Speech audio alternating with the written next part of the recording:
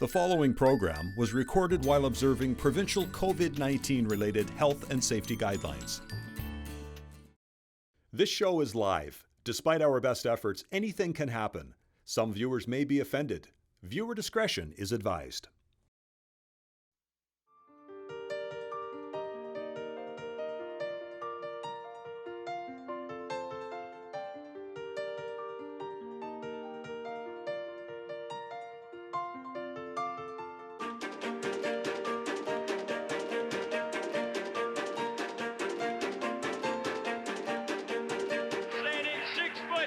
From Windsor, Nova Scotia, Cathy, Upshaw.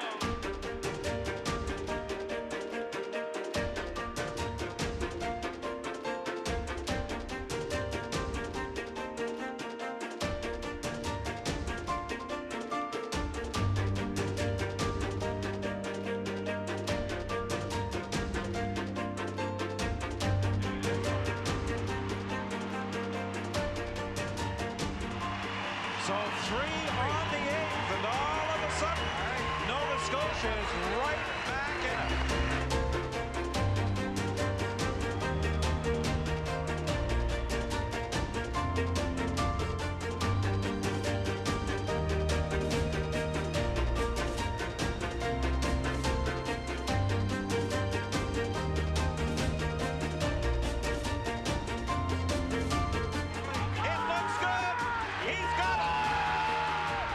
Carry our colors back to Nova Scotia proudly and have a big party at the Mayflower when we get home.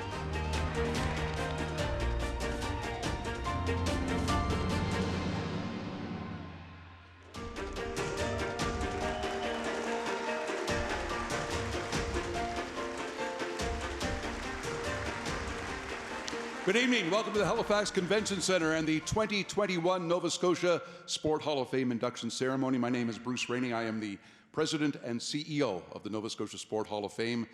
It's been a long time for this. We missed it last year because of COVID, and all of the inductees wanted to wait a year to get back for a room just like this one. So thank you all for coming tonight. We acknowledge tonight that we are in Mi'kma'ki, the ancestral and unceded territory of the Mi'kmaq people and the home of the 2023 North American Indigenous Games. We wish our colleagues there all the best as they prepare for what should be a huge and wonderful ceremony. This is a very exciting night for us. We're about to introduce you to some of the legends in Nova Scotia sport. Their stories are so important for everyone to know and hear, especially the youth around the province. And we're doing something tonight that we've never done before. We have a live band on the stage. And here's why that is special, because this live band is made up of the daughter and the wife, respectively, of one of our inductees from Brookfield. And they had to work like crazy to keep this a secret from him today. There was misdirection everywhere. I'd like to introduce you to Alicia Putnam on the fiddle, Kelly Putnam on the pipes. Strike up the band.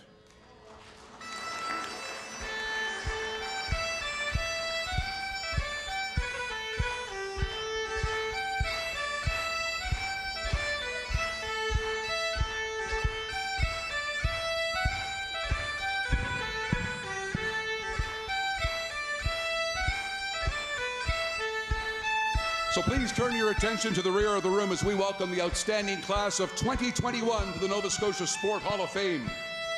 In 2004, this team became one of only 3 Nova Scotia curling rinks ever to win the Brier. This team also won bronze at the 2004 World Curling Championship. Skip Mark Dacey, 3rd Bruce Lonis, 2nd Rob Harris, lead Andrew Gibson, 5th Matt Harris, Coach Peter Corkum, Team Dacey, the 2004 Brier Curling Champion.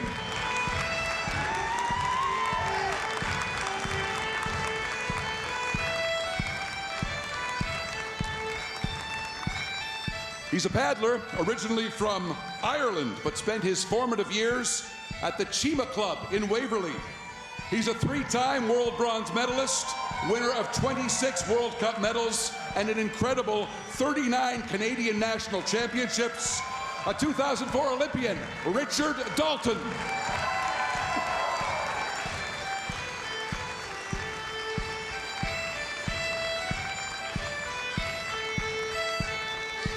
He is a rower from Shelburne, Nova Scotia, a three-time Olympian who developed his skills at the Micmac Aquatic Club on Lake Bannock.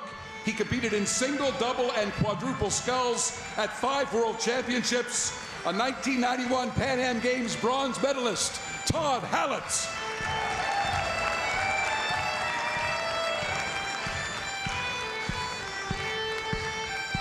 This Stellarton builder has been a devoted volunteer for Special Olympics for 3 decades in Pictou County, nationally and internationally.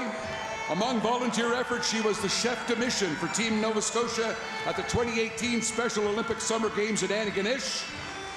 And she was the team manager for Canada at the 2015 Worlds in Los Angeles. She has coached cross-country skiing, bowling, track, soccer, and softball. Cathy Mason.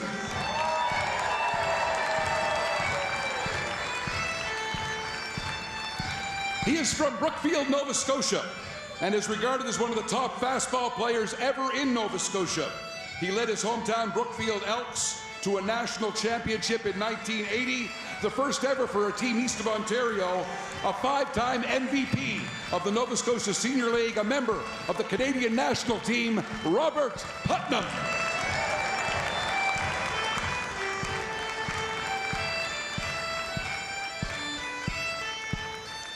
He is a builder in sailing and Paralympic sailing.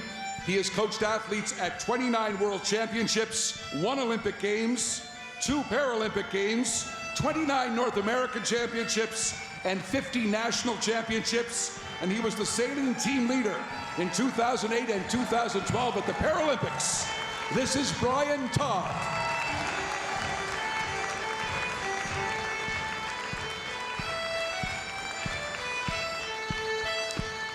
He's a basketball player from 3 Mile Plains, Nova Scotia.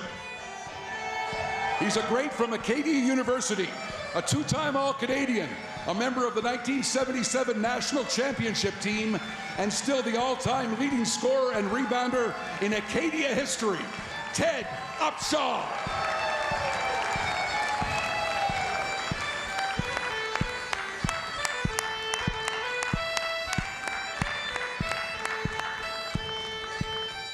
And folks, feel free to have a seat. What a class.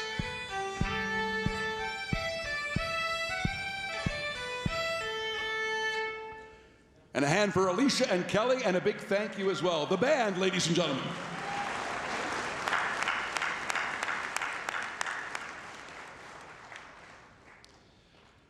It is a pleasure to have you all here tonight. We are thrilled tonight that the Premier of the province accepted our invitation to come by and bring a hello on behalf of the province. It didn't take very long either. I know he's proud of every inductee here. I know he's very close to one in particular. Please welcome to the stage, representing the province of Nova Scotia, Premier Tim Houston.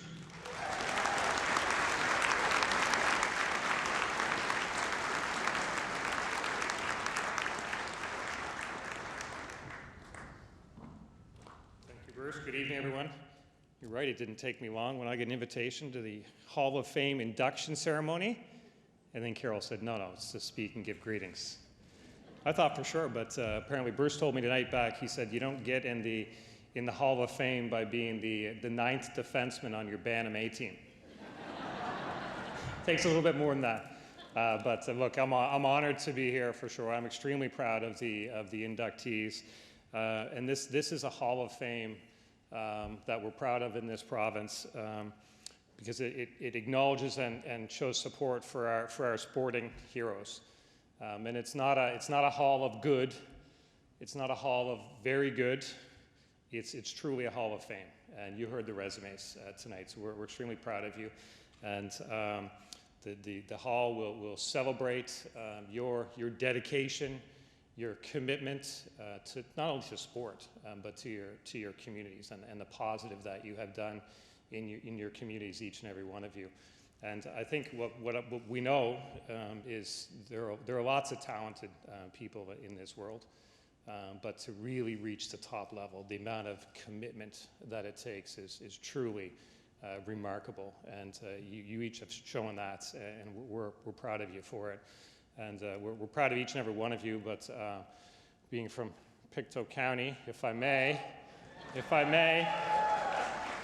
I have to give a special shout out to Cathy and how incredibly proud I am of you, and Pictou County is of you. And I've read about many of the other inductees and watched some footage, but I've had the opportunity to see firsthand the positive impact that Cathy has made on so many lives, and we thank you for that, Cathy, and we're proud of you for that.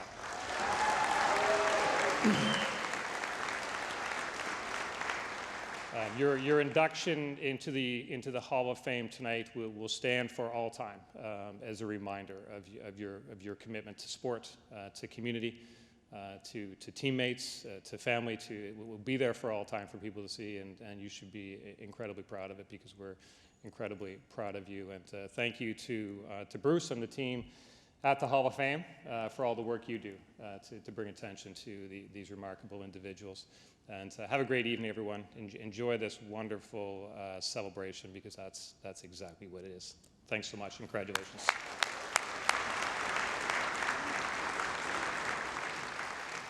Premier Houston, thank you again. We appreciate you being here tonight. Now, an evening like this would not be possible without the corporate support. We have many enthusiastic supporters, and here are just a few. Tim Hortons, the iconic provider of coffee, donuts, and various food items, has been a loyal supporter of the Hall for many years. They provided great assistance in helping us put out a book highlighting the top 15 athletes in Nova Scotia history. Scotiabank, founded in 1832 in Halifax, the growth has always been fueled by the success of its 23 million customers. Scotiabank has been a long and passionate supporter of the Nova Scotia Sport Hall of Fame. Encore, and tonight you're going to see and hear the stellar product of one of the top providers of audio-visual assistance in an ever-changing market. Digital Ronin, tonight you will see animated graphics from one of the leading providers of motion graphics visuals. The province of Nova Scotia, the Department of Communities, Culture, Tourism and Heritage. Nova Scotia's culture and heritage contribute to vibrant communities and enrich the quality of life in every part of the province. The Department of Communities, Culture, Tourism and Heritage invites Nova Scotians to experience and take part in our rich cultural expression. Scotiabank Centre is entering its 43rd year as the centrally located site for local, national and international sporting events and major concerts in Halifax. Their production team, Silver Vision, produced the very, very fine videos you will see tonight. Eastlink Community TV, the go-to channel for community programming that has built a reputation for its professional presentation of local sport, including Quebec Major Junior Hockey League action and provincial high school sport. Our presenting sponsor, Saltwire Network. Saltwire is Atlantic Canada's largest integrated media company, connecting Atlantic Canadians with local stories that provoke thought and action to make our communities better. Saltwire's media assets include the major daily newspapers in Atlantic Canada, such as the Chronicle Herald, the Guardian, the Telegram, and the Cape Breton Post. It also operates the most visited Atlantic Canadian-owned news site, saltwire.com. And Support for Sport, a program of the Nova Scotia Gaming Corporation, a great friend to sport all across the province, and they have been there for the Nova Scotia Sport Hall of Fame annually with considerable assistance. We'd like to invite Kelly Manning, the Senior Manager of Social Responsibility for the Nova Scotia Gaming Corporation, to come forward and speak on behalf of Support for Sport. Thank you, Bruce. Thank you, Bruce. It feels so wonderful to be back in person celebrating Nova Scotia's impressive sport history, and I have to say it's truly moving. Our CEO, Bob McKinnon, couldn't be here with us this evening, but he sends his congratulations to all of the inductees. More than 10 years ago, Nova Scotia Gaming Corporation created the Support for Sport program, a designated lottery program where 100% of the profits go to sport in Nova Scotia. We did it because we wanted to do our part to contribute to a healthier Nova Scotia. Now this program raises around $4 million a year each year and is actually the largest source of funding for amateur sport in Nova Scotia. It helps thousands of athletes, coaches, officials, and community groups grow their game. And most recently, the program has also helped with COVID funding for organizations in need. I'd like to take a moment to recognize our program partner, Sport Nova Scotia, for all of their hard work. The program wouldn't be where it is without them. Congratulations to all of this year's inductees. I look forward to meeting all of you this evening, and thank you for being here. Take care.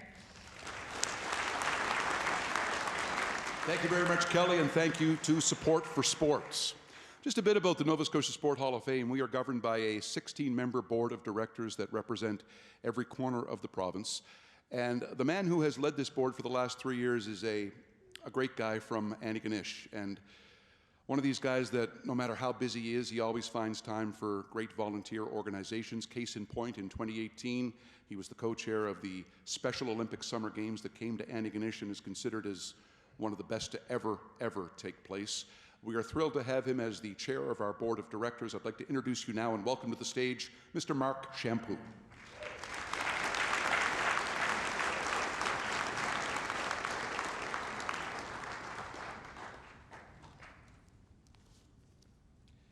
Thank you, Bruce.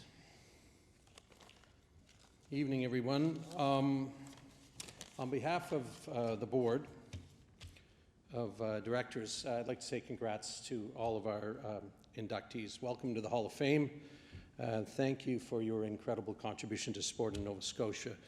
And candidly, thank you for your patience in waiting the time it took for us to put on an event worthy of your induction. A couple of brief but very important points that I wanted to pass on to you all before we get on to the bulk of the evening. With any nonprofit organization, it's certainly been extremely challenging 18 months for the Hall of Fame. Financial headwinds aside, for an essentially public organization to be closed to the public presents a number of challenges. And our team has been challenged to maintain the attention of our major stakeholders, maintain our station as the finest hall in the country, keep a shining light on the stories of our province's best athletes, and maybe most importantly, advance our mission to educate and inspire the youth of this province. In this environment, at this time, that we were able to do that, in my opinion, is completely on the extraordinary efforts of our staff.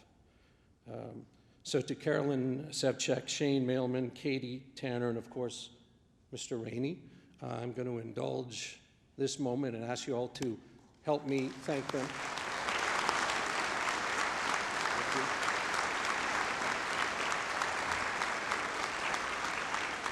Thank you. Okay, they're all standing at the back there. On a personal note, during that time I spent at the 2018 Special Olympic Summer Games in Antigonish, I got to see the work of Cathy Mason, up close. Cathy was the chef de mission for Team Nova Scotia. She did an absolutely remarkable job, and we're thrilled to recognize her tonight as the first Special Olympics builder to ever be inducted into the Nova Scotia Sports Hall of Fame.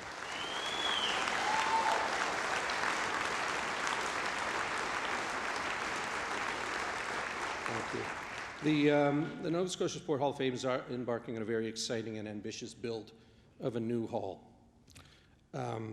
So I would ask you to keep us in your thoughts, help us if you can, but above all, visit us when we are done.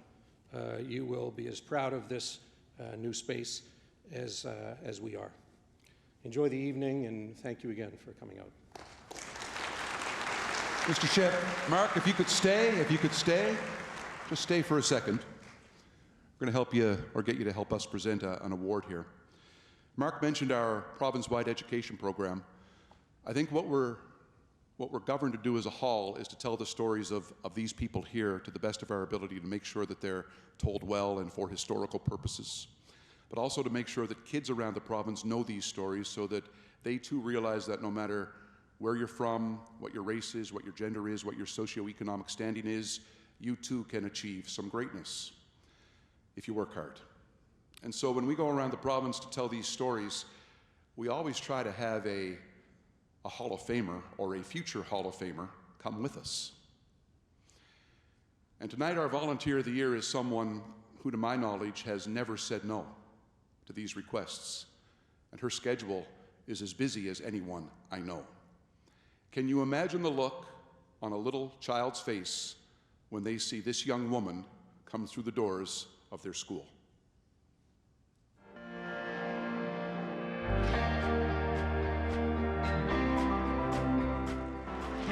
cheer loud. Ellie Black is the star.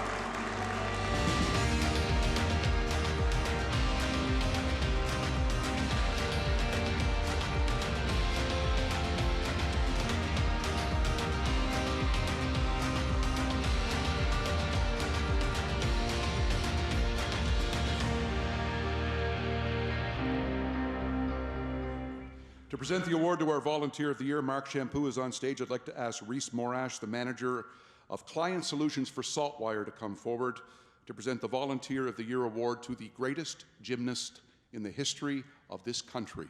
From Halifax, Nova Scotia, Ellie Black, ladies and gentlemen.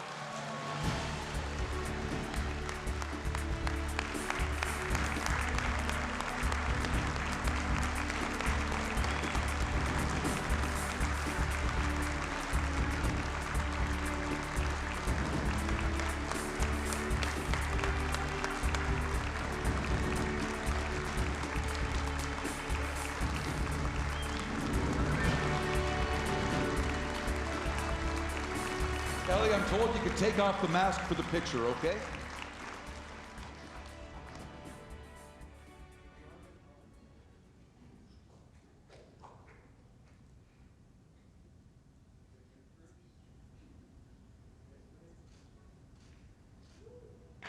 Yeah. Ellie,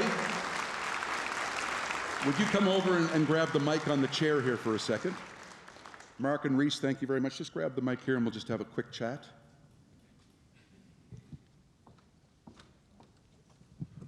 Hello. Hi, how you doing? We'll stay. Hey, take a seat.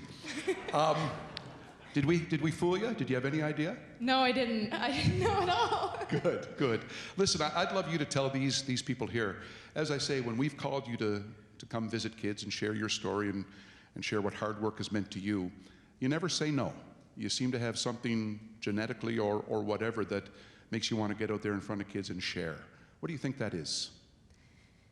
Honestly, it's an incredible opportunity to have the platform to be able to inspire and share my story and hopefully just get any kid to feel inspired that they can do whatever they want to do, whatever that is that they're passionate about. And just to take the time to be able to go to a school. Like, I remember when I was younger, people coming in, doing presentations, like that really moved me, that really touched me. So to be able to give back to the community that's allowed me to achieve everything I have, you know, it's such a small thing that I can do, and it puts a smile on my face. Good stuff. Yeah.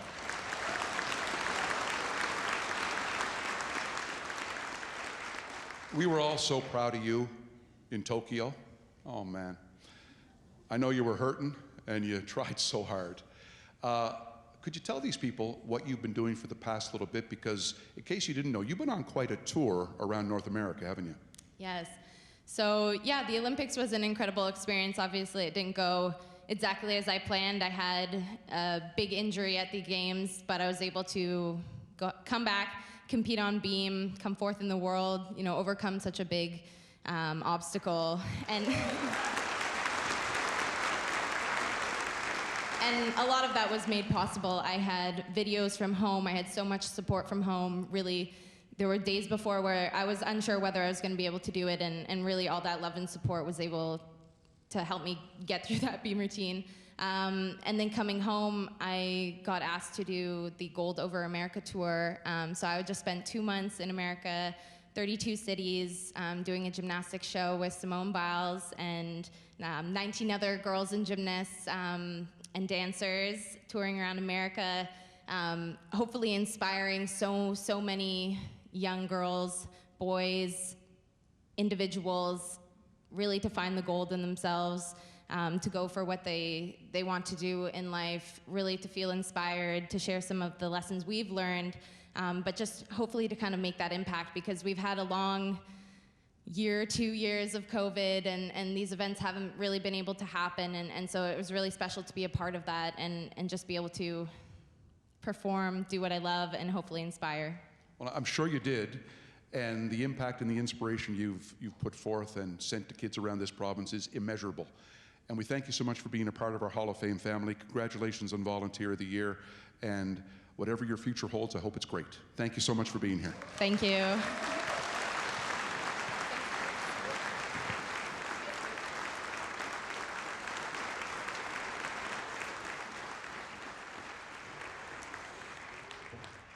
folks, during the past couple of years, several honored members of the Hall of Fame have passed away. I'd like you to just bow your heads now and think about these folk who made a huge contribution to sport in our province. Frederick Brow of the 1963-65 Thorburn Junior Mohawks softball team.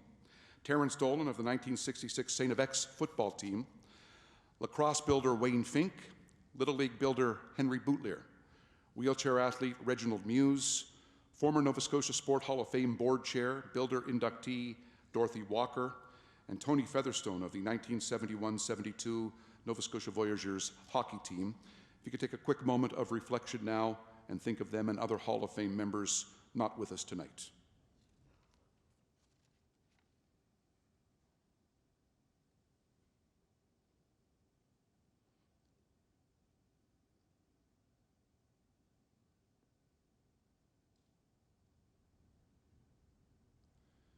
Thank you, ladies and gentlemen.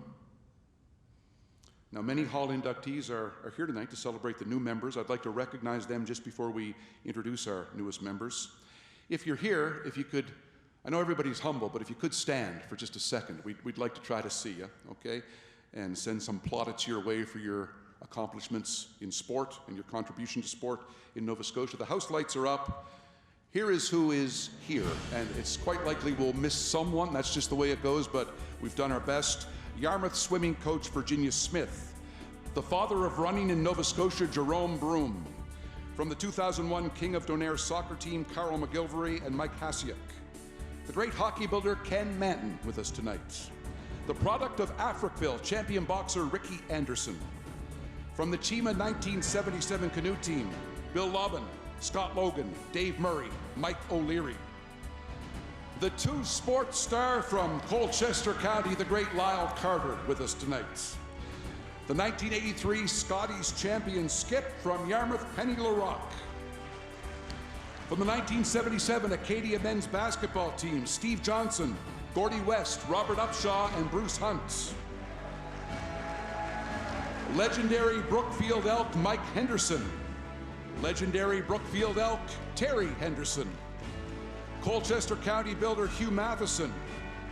Olympic medal winning rower Robert Mills. Legendary paddling coach Frank Garner. World sailing champion Judy Lugar. Softball legend and recent Olympic bronze medalist Mark Smith. One of the greatest golfers the province has ever produced, Gordie Smith. Longtime paddling partner of Richard Dalton, Mike Scarola. Two-time Canadian Olympic team head doctor, Dr. Bill Stanish. Olympic canoe coach, Tony Hall. A fixture on the Nova Scotia football scene, Mr. Rick Rivers is here. The mental coach for the Colleen Jones champion curling team, Ken Bagnall. From the 1973 St. Mary's national champion basketball Huskies, Peter Halpin. A star with Acadia basketball and three-time national champion coach of the year with SMU, Mr. Brian Heaney. Dalhousie University basketball star from North Sydney, Cathy Spur. And a world champion paddler and an amazing friend of the Nova Scotia Sport Hall of Fame, Karen Furno.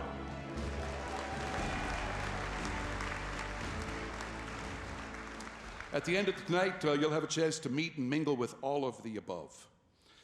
The Premier was kind enough to mention that we're a Hall of Fame, and we take that word fame seriously. I'd like to introduce you to the chair of our selection committee, Hall of Fame athlete inductee, Mr. Mark Smith. He will tell you a few words about a process that is very transparent and one of which we are very, very proud. Mark, if you could come to the stage.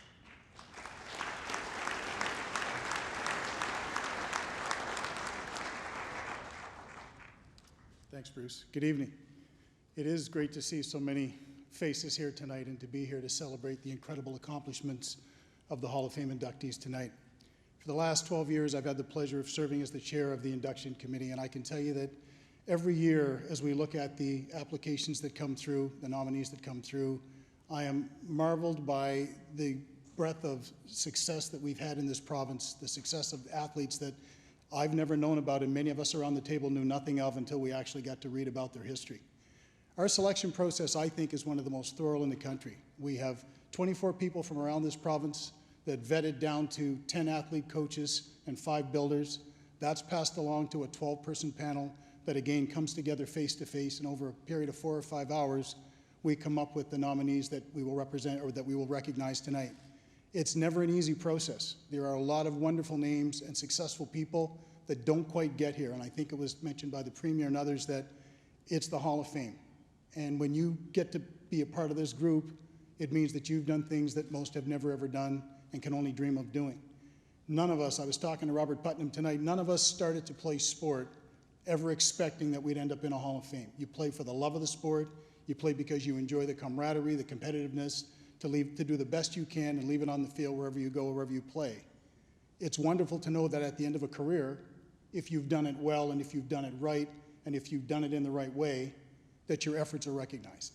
And so for the inductees tonight, their efforts are going to be recognized for an incredible accomplishment, for things they've done that others in this province will aspire to do. So I'm proud to be not only a member of the Hall, I'm proud to be part of the selection committee that invites people to the Hall. It's a wonderful group. It's an incredible Hall of Fame. I think the best in the country. And tonight we're going to get to see more people added to that Hall that are extremely deserving, that have done some incredible things for sport in Nova Scotia. Thank you.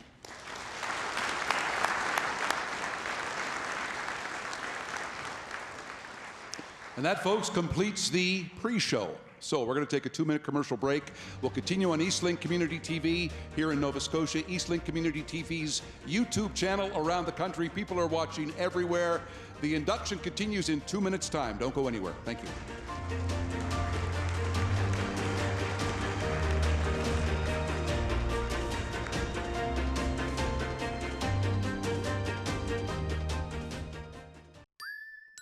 This is Eastlink Community TV, the Maritime's #1 sports channel.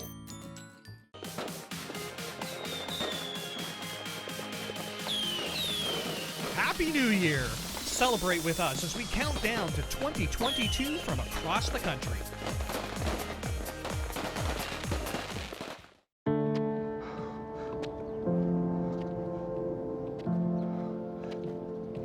I'm not special. Cancer happens to people all the time.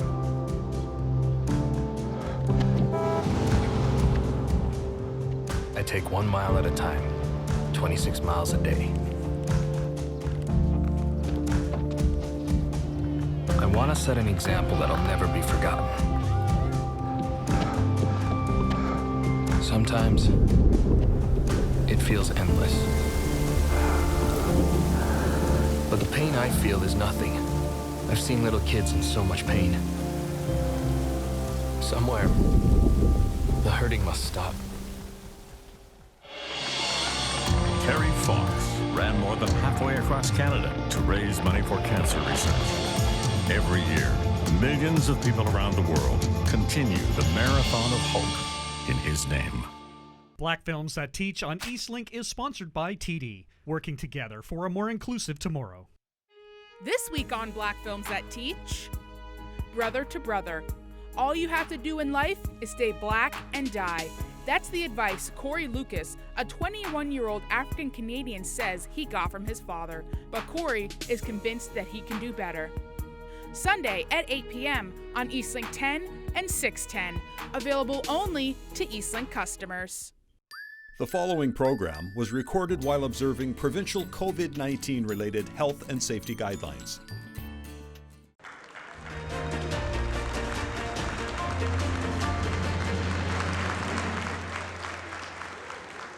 And we continue from the Halifax Convention Centre with the 2021 Nova Scotia Sport Hall of Fame induction ceremony.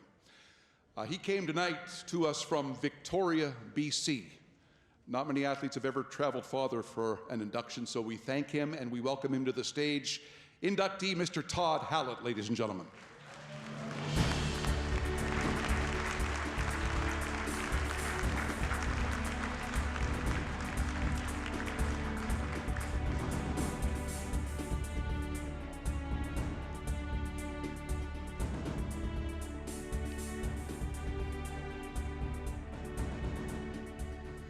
Todd is seated in the famed Hall of Fame chair.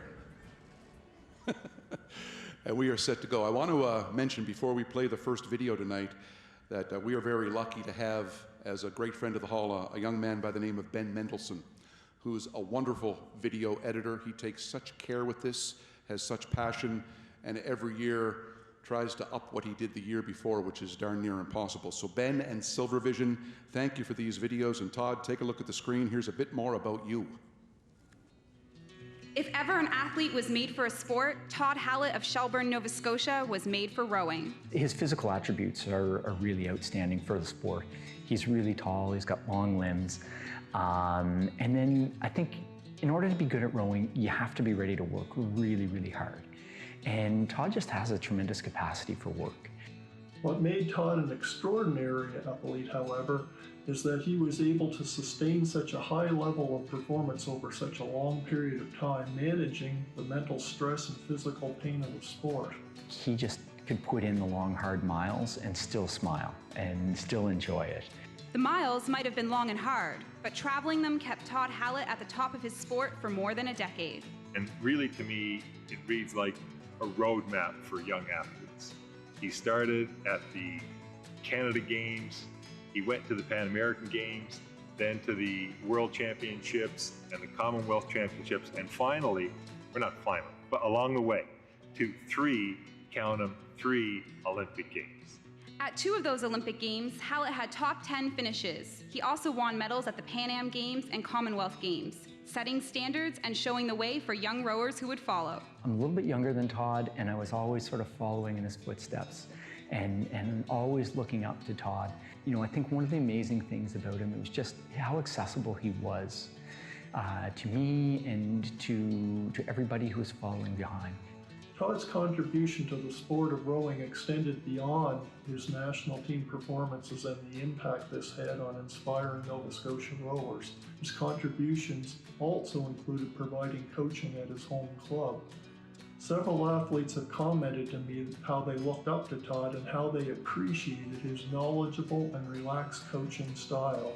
He always strove to have a level playing field where he was, to make sure that the competition was fair, and that if there were other athletes that needed assistance, he would help them out. He would engage them, he would make sure they were welcome, and he always wanted to be the best representative of the province of Nova Scotia that it was humanly possible to be. And in that regard, Todd Hallett succeeded at the highest level, always competing with class and never forgetting where he was from. I don't know if he feels that way, but he truly is an ambassador for our province, and just like the kind, welcoming nature that he has, it's just deeply embedded in his character. And I think that's the character of Nova Scotians. And yeah, he just brings it everywhere he goes. Todd Hallett, the pride of Shelburne, Nova Scotia, and an athlete who left an indelible mark on his sport and those he competed with and against. Todd, thank you for the way you represented the people of Nova Scotia and the people of Canada in your performances at 3 Olympic Games. Thank you for all the miles that you put in with me, making me a better athlete. I hope I had the same effect on you. And listen, congratulations on your super deserved induction into the Nova Scotia Forts Hall of Fame.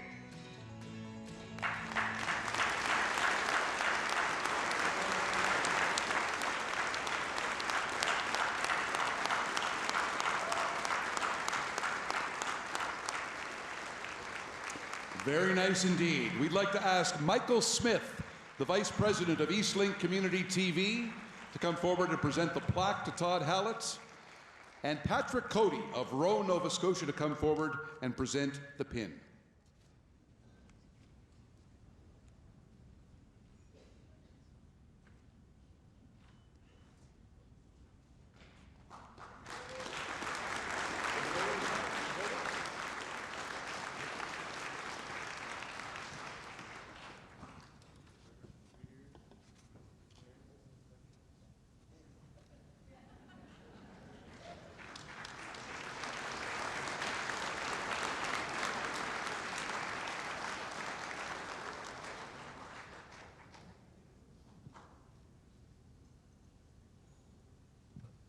Beautiful. Michael and Pat, thank you very much. Todd, don't go too far. First of all, thanks for coming from Victoria. This means a lot to us. It's quite the trip to get out here this time, you know, a little bit of rain. Right, a little more coming. Yeah.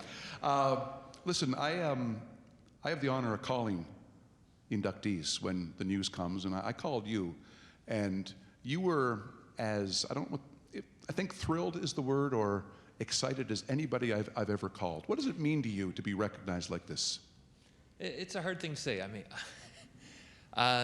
it's great coming from Nova Scotia. I love when people recognize my R's. I teach high school, and I say car and bar, and they're like, where are you from? I'm like, Nova Scotia. It's a really proud moment to be from Nova Scotia. Pat was talking, and you know, we have national team athletes come out to Victoria all the time, and I love it meeting them and saying hi, because you know, those athletes are in the same spot as I was in. So I love I'm a proud Nova Scotian in Victoria, and I love to make sure that they feel welcome when they come to visit me in Victoria. What did you love most about this sport? Because it was described on that tape as one that can be painful and lonely, but clearly something clicked with you. What was that? Rowing is an unusual sport. It's very similar to canoe kayak. It's very painful. It's a lot of work. Swimming is very similar, but there's something that's very tranquil about being on the water. You know, it's when there's an expression on the water, nobody can hear you scream. Everybody's far away from you, and it's I don't know, it's a zen state, I guess, in one sense, but it also hurts like double hockey sticks, HE double. Right. Yeah. Thank you. We're on Eastlink, right? Nicely done. Yeah. Yeah. So here's a young guy from Shelburne, Nova Scotia. When you look back, there must have been key people at key moments that got you to where you are today. Who are a couple of those? One, unfortunately, has passed away a short while ago, is Buddy Myra from Dartmouth. Buddy was definitely inspirational to myself and many athletes beforehand. But there's a bunch of us.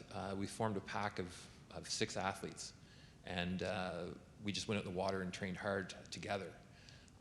So one other athlete just passed away, a good friend, John Soller, and he was the leader of our group, and we just trained daily in and out, and this group got faster and faster. It's sort of what the national team did, you know, when I moved to Victoria, training side by side. So those were the key people here, but another guy is Jack Nicholson, a guy from St. Catharines, who's a phenomenal coach of mine. When you think of 3 Olympic Games, that record of longevity is almost unprecedented. How did you hang around for so long at such a high level? I guess everybody wants that gold medal or that medal. You know, once you get to the Olympic Games, it's, oh great, I was here, but you want that medal, and you keep on pursuing that. And unfortunately, I never got that medal at the Olympics, but as my children will remind me all the time, I didn't get that medal, but it was just the pursuit of the top, the best, being the best in the world is what kept pushing me. Yeah, tell the folks who came with you here tonight from Victoria. Unfortunately, the only person I was able to come was my daughter, Lucy Hallett. She's an avid swimmer. My son, Liam, had a hockey game supposedly in Kelowna, but that got rained out. And my wife had to stay home. And my daughter at UBC, Claire, she had school and rowing as well. So unfortunately, just my daughter is coming, but I also have my lovely, my mother and brother and his wife here with me tonight, and of course, many friends. All right. Well, listen, from Shelburne to Dartmouth High School to the Micmac Aquatic Club to the very top of the world, and now to the Nova Scotia Sport Hall of Fame. Congratulations to you. Okay, thank you very much. Thank you. All right.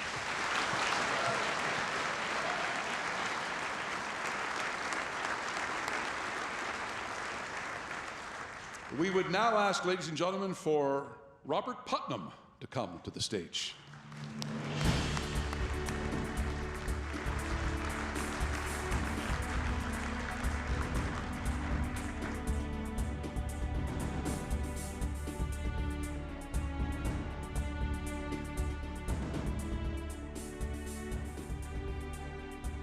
So Robert, unfortunately, there was not a ton of video that existed pertaining to your career. I guess it happened a while ago. Not before the age of video, but a while ago. So we did what we could with photos and great music and great testimonial. Here's Robert Putnam, ladies and gentlemen. Well, to be a world-class softball player, you need to be able to hit, you need to be able to run, you need to be able to field well, and the more versatility, the better. And my recollection of Robert Putnam was that he was that five-tool player, probably the first five-tool player that Nova Scotia ever produced in men's softball. Of all the phenomenal softball stars who played for the legendary Brookfield Elks, few are spoken of with more reverence than Robert Putnam. The complete package. It may be cliche to say someone is a natural athlete, but sometimes it implies they didn't have to work at their craft. He did both. Run, hit, throw, intelligent, dedicated, team player, nothing was missing. For 16 outstanding seasons, Robert Putnam dominated senior fastball in Nova Scotia and beyond. If you were a pitcher, you didn't want to see him at the plate. And if you were a hitter, you were in a heap of trouble. He was the type of pitcher that was able to, was almost a Greg Maddux type pitcher. He could hit spots, he could change speeds, was very, very successful. I think very much part of his game that was overlooked was just how effective he was against the best of competition. There were faster pitchers. There were pitchers whose balls moved more, but I don't know whether any had the combination he did of good enough velocity, excellent movement, and pinpoint control. Control on the mound, control at the plate, and control of his emotions made Robert Putnam not just the ideal softball player, but also the ideal teammate. He was playing on a team with a bunch of, dare I say, highly volatile personalities, and he was sometimes the touchstone that brought it all back down to earth, which the bigger the moment, the more that helped. And never was the moment bigger than in 1980, when the Brookfield Elks played for the national championship in Saskatoon. On the biggest stage in Canadian softball, Putnam shone brightest. He was the winning pitcher in that game, batted leadoff and scored a run in that game. When he was relieved in the 6th inning after going 5 strong innings with the lead, he went out and played the outfield. When I think about players that carried the mantle of the Brookfield Elks back in the heyday of men's fast pitch, you know, Lyle Carter sort of passed the torch to Robert Putnam. He became the next face of the Elks, in my opinion. He was the player that was the difference maker, and he was the guy you less wanted to see. You wanted to see the less of when the game was on the line. And when the game was over, Robert Putnam was the player least likely to brag about what he had just done on the diamond. He was the anti-prima donna, completely about the team, humble about any of his achievements.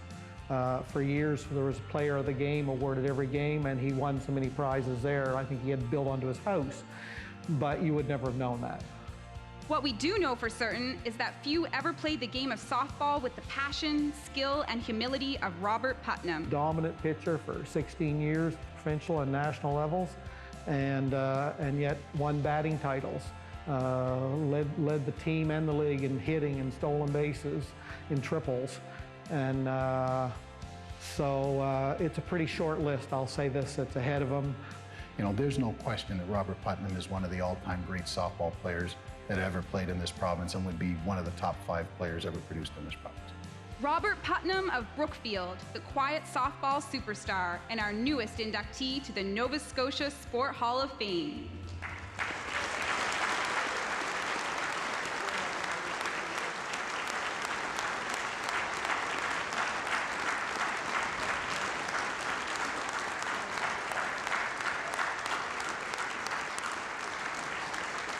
To present the plaque, we would like Mike Henderson, inductee, to come forward, and for the pin, inductee Lyle Carter.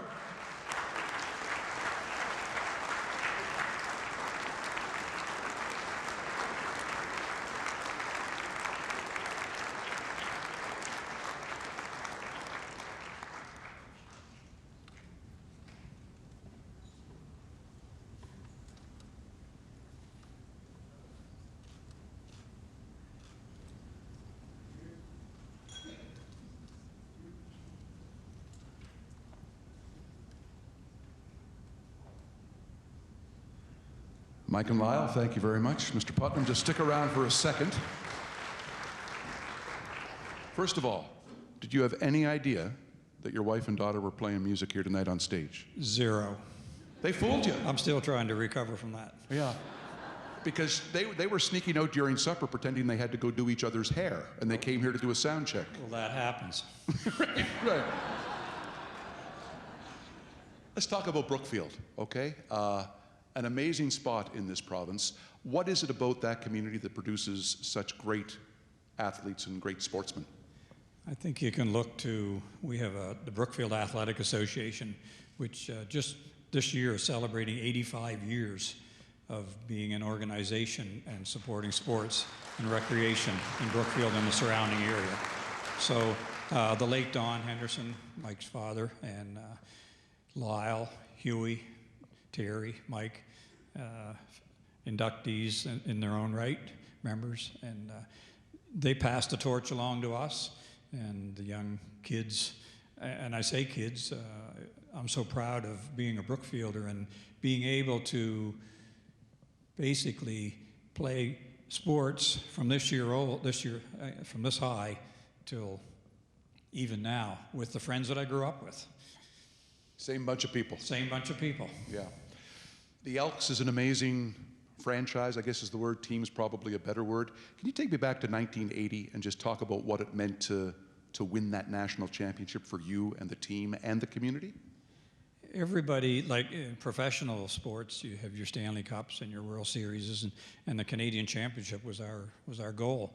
So we were committed. We spent a lot of summers trying to achieve that, and that summer everything came together.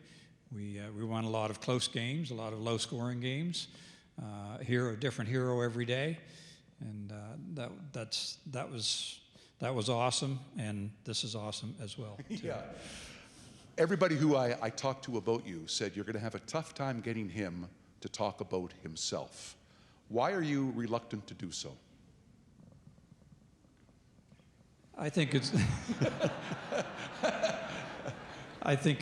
just the way I am, and we had so many people to look up to in sports in the Brookfield area, and you just try and come up and be the best teammate you can, because you try and follow their footsteps and emulate them, and just do the best you can. And later in life now, still a member of the organization and trying to pass on what I can and my fundraising efforts to them and provide them with the opportunities that have provided me. Right.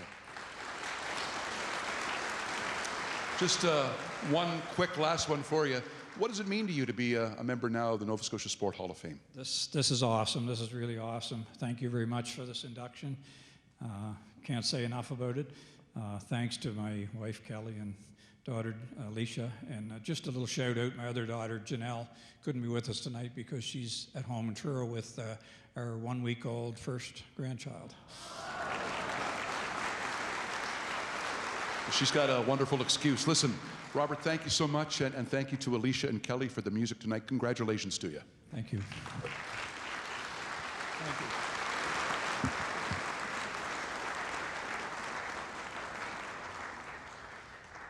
If we now could have Brian Todd come to the stage.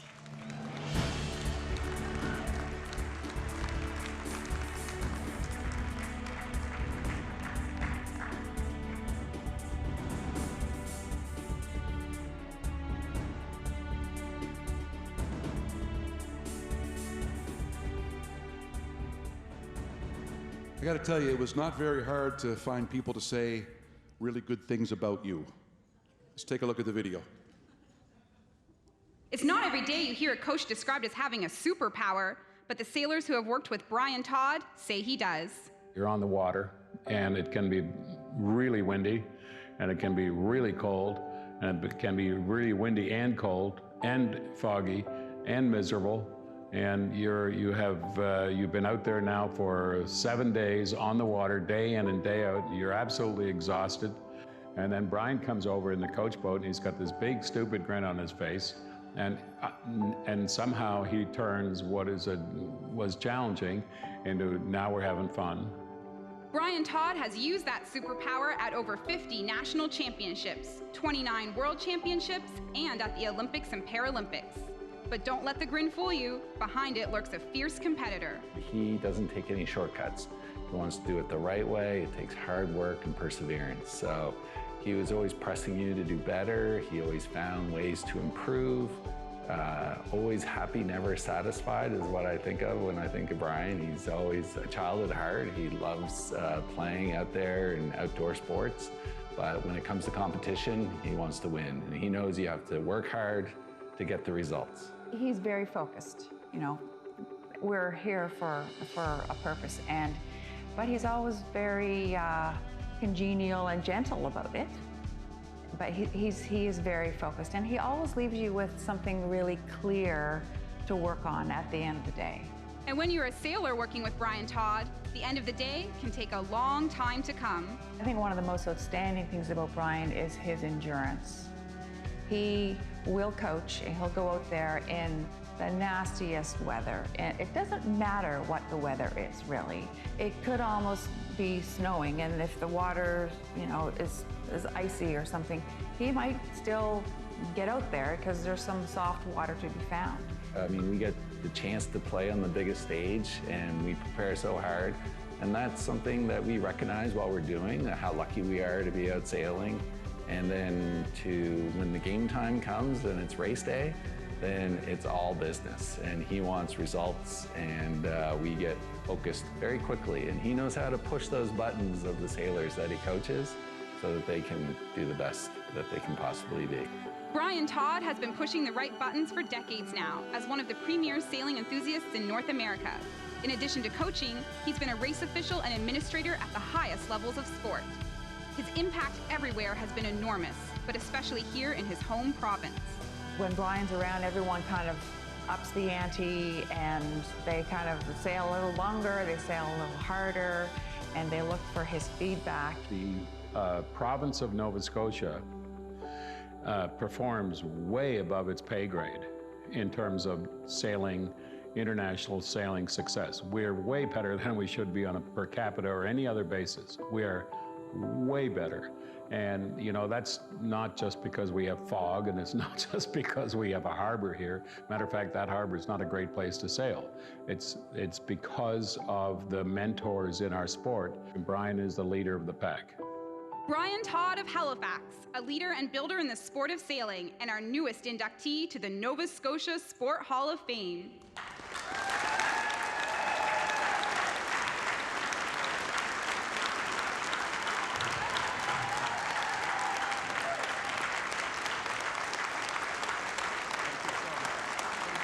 Thank you very much.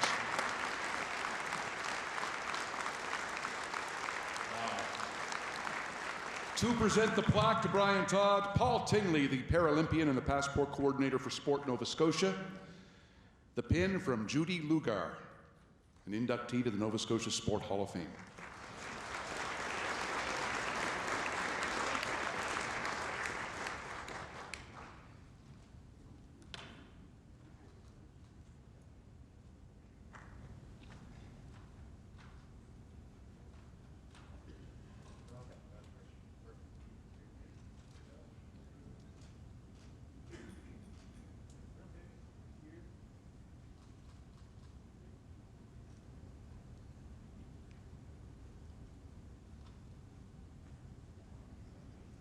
Paul and Judy, thank you very much.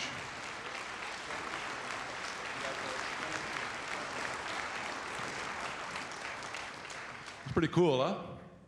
Très cool. Yeah, très cool. That's my bilingual bit. Yeah, it's good.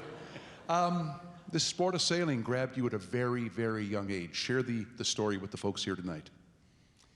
Well, I started off at about 10 years old. My father dragged me out to Bedford Yacht Club and said, you have to take sailing lessons, and I didn't want to go, fighting and screaming. After the first day, it was like, this is great. And I've just fallen in love with it ever since. A day on the water is a happy day for me. What was it about it that grabbed you and held? I don't know, just all the challenge of the wind and the waves and the great people hanging around with, having a lot of fun. Your coaching style was described as super powery, which was nice. We heard a reference to your grin as you pull up alongside a boat. What kind of coach do you think you are? I think I'm a coach that sets up situations where the athletes can do their very best. In other words, I'm not satisfied to just go out and do some training. I want to set up an environment where they do the thinking, they do the hard work, and I just provide the right vehicle in the right place at the right time, and maybe the right mentors and coaches to be with them. Well, that's the type of coach I am. It's not all about the technical stuff as much as it is providing the right environment for them to succeed. Why was it so important to you to expand from able-bodied sailing and to become an expert too in Paralympic sailing? It wasn't magic. Paul came back to Halifax, thank goodness, and he said, well, I want some of this national team stuff, because I had been a national coach down here with the laser and such. So we started training together, and I looked at the program, and a lot of the guys were, let's say, undercoached and looked after, and I said to Sail Canada, I'll take over the Paralympic part of it and help it to grow, and yeah, they've done very well. Yeah. Here we are, I guess, 5 decades into your coaching career. A question might be what keeps you going. I think a better one would be, what's the greatest source of satisfaction for you to this day? I think it's just being able to be out on the water, if I work with them athletes, whether it's sailing or skiing, it's just to see them enjoy the sport, create a love for the sport, and to keep playing the sport. That's the most important thing to me. Your love of sailing, I think, is embodied by what you're doing tomorrow. Yeah, I'm very fortunate. I got invited to, I'm flying over to the Canary Islands and then helping to sail a boat back to Antigua. So you're basically just sailing across the Atlantic Ocean? Yeah. Right. How long will that take? I don't know, probably 10 to 14 days. Okay. Yeah. Well, thanks for going tomorrow and not today. Yeah. Well, the guy had wanted to leave today. Yeah. You said no way, I hope. No. Yeah. Can't miss the Sport Hall of Fame. Congratulations on the induction. Brian Todd, ladies and gentlemen.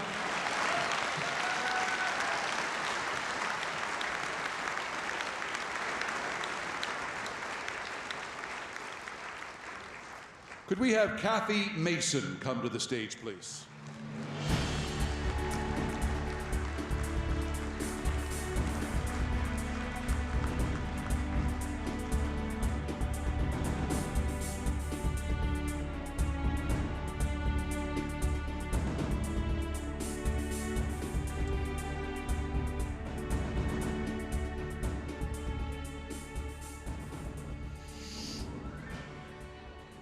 Yeah. Are you ready? Maybe. Okay. Cathy's finding this a little emotional tonight. This might be tough for you, but hang in. These people love you. Here's Cathy Mason. What can an amazing volunteer mean for an organization like Special Olympics? According to those in the know, the answer is everything. A great volunteer can make the difference in an athlete even participating, and if they do participate, a great volunteer can take that experience from average to life-changing. And we've had the privilege of having a few in our province who have done that for many athletes, not just 1 or 2 athletes, and Cathy Mason is absolutely at the top of that list. The year was 1992. Cathy Mason was working in Pictou County, helping people with intellectual disabilities find places to live. That's when the call to help Special Olympics came. She was hooked from day one. Special Olympics has become a huge part of Cathy Mason's life. It is not just a volunteer, something that she volunteers for. It is literally part of her life. Whether it's the athletes, her fellow volunteers, the entire organization is essentially extended family. That extended family includes Norma Paris, an athlete who has played almost every Special Olympics sport, many with Cathy Mason as her coach. She was honest. She was fair. If you were good to her, nice to her, she was fair with you. She would tell us, this is what you're supposed to do, this is not what you're supposed to do.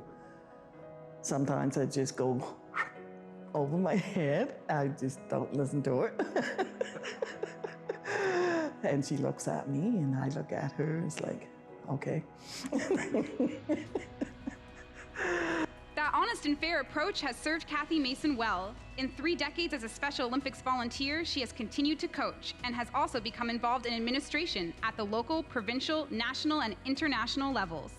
If there's anything an athlete or the organization needs, Cathy has always found a way to step up, to lead, and get it done. She helped me in all my life.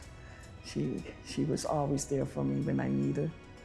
And she probably still is when she's not busy with everything else in her life. If I need something, she will be there for me. I know she will. Cathy Mason has been there for Special Olympics for close to 30 years now.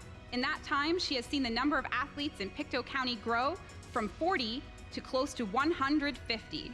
The impact she made in Pictou County translated into regions across our province seeing that and saying, hey, we want to be like Cathy. We want to transform our region. We want to build out our committee. We want to recruit better coaches. And so she impacted directly those athletes, but in turn she ended up impacting the whole province.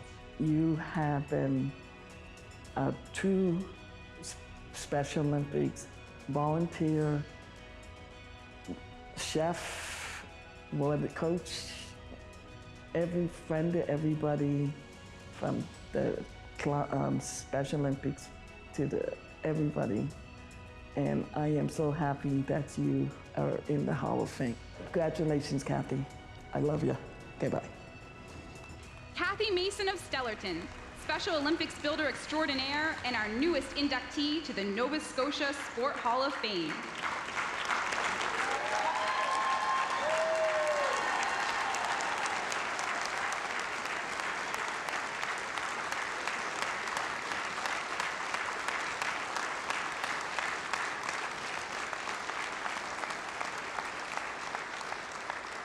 To present the plaque to Cathy Mason, we'd like to invite Mike Greek, the President and CEO of Special Olympics Nova Scotia, and for the pin, from Pictou County, Chris Atkinson, a Special Olympics athlete.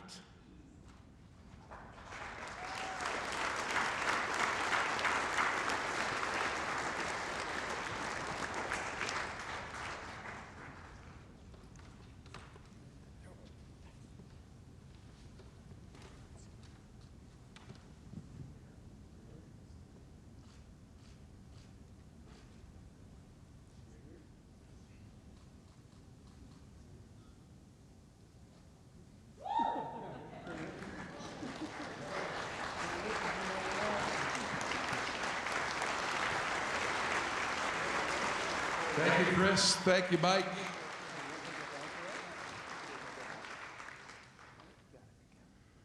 Cathy, don't run away now. Hot seat. I know. That's so special. And you become tonight our first Special Olympics coach ever to be inducted into the Nova Scotia Sport Hall of Fame. It's awesome. Thank you. Every superhero has a good origin story, right? Take me back and tell me how this became part of your life. What was the sort of defining catalyst moment? Yeah, so 30 years ago, as it mentioned in the video, I started working for Highland Community Residential Services. And as part of my job, I took a lot of the individuals that I support to their practices for Special Olympics, along with Ross McIntosh, who I know is here tonight. And yeah, so for the first year of my employment, that was part of my role. And the second year into working with HCRS, they needed floor hockey coaches, and Ross and I stepped in, and we've been hooked ever since. You come from a sporting family, right? Yes, a very large sporting family. So, you know, my dad is a very decorated athlete. He was at the Olympics for boxing, and he and my mom certainly made sure that myself and my two brothers were involved in sports over the years. You didn't really have a choice. He was a phys ed instructor in the Army, so sports it was. Yeah. So it's a long way from going to a first floor hockey game to 30 years later having your accomplishments. What grabbed you and hooked you? the athletes, I guess, for sure. I think Lanny McDonald had said it once. He said, just, you know, that first practice that you go to, you're just hooked. And you know, I've been to many platforms for Special Olympics games, whether it's been at a regional event or a provincial or a national or the world stage, and whether it's seeing an athlete win their first medal, when they do their personal best at a regional event or doing that at a world stage, it's equally as gratifying, and it just keeps you hooked. Let's talk about that stat that was in the video whereby when you started there were maybe 38 to 40 Special Olympic athletes in Pictou County, and now there are more than 150. What does that mean to you? Yeah, when I first started, there was bowling, track, swimming, and then there was softball and floor hockey were the only team sports. And literally Ross and I coached floor hockey in the winter and then softball in the summer, and those were the only sports. And back then, I think I was saying in the pre-induction ceremony, back then you needed to raise $500 to get to a provincial games. And that was a lot of money and took a lot of effort from a lot of people to make that happen. And as Special Olympics started to grow, we saw more sports, and with more sports, you have more athletes, you need more coaches. And you know, we went from floor hockey being, you know, the main team sport, and now you have curling and cross-country skiing and snowshoeing and all these other sports. So it's just been amazing to see, and to see so many opportunities out there for our athletes. It's just incredible. One last one for you. So I had the pleasure of interviewing Norma Paris about you, okay? Quite a character. Yes, she is. Great sense of humor. Great sense of humor. Yes. At the end, I asked her to look at the camera and say whatever came to her mind. And she said, "Cathy, I love you." What does that mean? It's almost better than this, you know? You know, this is wonderful to be here tonight, but that's awesome. That's going to be the last question, okay? Yeah. Cathy Mason, ladies and gentlemen.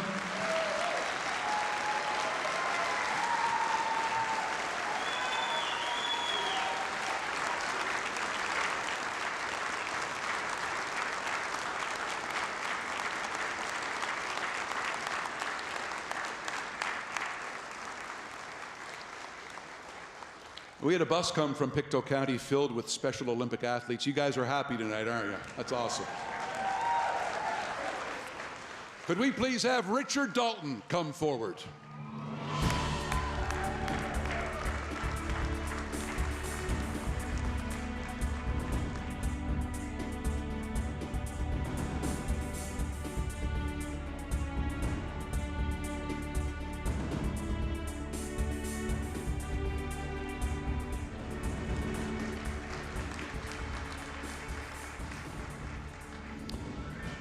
It's a common theme tonight. It was not difficult to find people to say nice things about Mr. Dalton. Have a seat, sir, and enjoy this little quick look at your life. What separates a truly great paddler like Richard Dalton from the rest? You could certainly ask a Hall of Fame coach. Their ability to handle pressure, deal with pressure, and come out with their best result on that day when they need it. That's a real champion. You could also ask a Hall of Fame paddler. When he put his mind to something, he just gave it all, and he really dug in, tried to kind of decipher all the details and get as good as he could be in one area specifically. So whether it be stroke mechanics, technique, boat glide, compatibility with his teammate, whoever his teammate was at the time, he was really good at kind of drilling down into those details and then bringing it up to the performance. Maybe it's best, though, to ask his longtime partner, also a member of the Nova Scotia Sport Hall of Fame. His dedication to the sport was incredible. The focus on small details, the willingness to commit to goals and suffer through a lot of what you had to suffer through in a sport like canoe kayak was second to none. All of the above resulted in one of the greatest and most varied careers in Canadian paddling history. Richard Dalton was very skilled by himself in a canoe, but when he eventually teamed up with Mike Scarola, it was magic. Although, not right away. The first few times was awful. Like I came out and I said, I don't think he's doing anything in the front of the boat. It feels like he's barely paddling. And you know, he came out and I think just said, this doesn't work. But we committed to it. We watched a lot of video, and we tried to figure out how do we adjust our stroke, how do we adjust our technique so that we can become more in sync. Mike knew how to steer a boat, and Richard was the power in the front of the boat. And they clicked, and they were one of the best C2s in the world. I'd say for 4 years, they were as good as anybody in the world. Scarola reflects on what it was like when he and Dalton were perfectly in sync. It feels effortless. The boat is gliding underneath you. It's not a struggle. You feel completely in sync with your partner, and the amount of wasted energy is minimal, right? That's the feeling that you go for, and that's the feeling that ideally you kind of achieve. Slowinski, but Dalton and Scarola, did they make it? Indeed they did. Third place for Team Canada and a time. Scarola and Dalton achieve that feeling often at both the 500 and 1,000 meter distances. They won national championships, World Cup gold medals, World Championship medals, and earned a top 6 finish at the 2004 Athens Olympics. But when Scarola retired in 2005, it was time for Dalton to find a new calling. And it was a 200. He was a sprinter, he didn't even know he was a sprinter. So we changed his preparation quite a bit to get into that sprinting mode, and he was one of the best in the world at 200 meters. So good, in fact, he won individual gold for Canada at the 2011 Pan American Games in Mexico. He has won world championship medals in basically every distance: marathon, 1,000 meters, 500 meters, and 200 meters, and in every boat, C1, C2, and C4. Extremely rare in our sport. His ability and his versatility is second to none. He's one of the best Nova Scotia's had. How many Nova Scotians are best in the world in what they do? In a C2, in a C1, 1,000 meters, 500, 200, he's done it all. He's been the best. He's amazing and a worthy person to be in our Hall of Fame. Richard Dalton, part of the incredible legacy of the Chima Aquatic Club in Waverley, and our newest inductee to the Nova Scotia Sport Hall of Fame.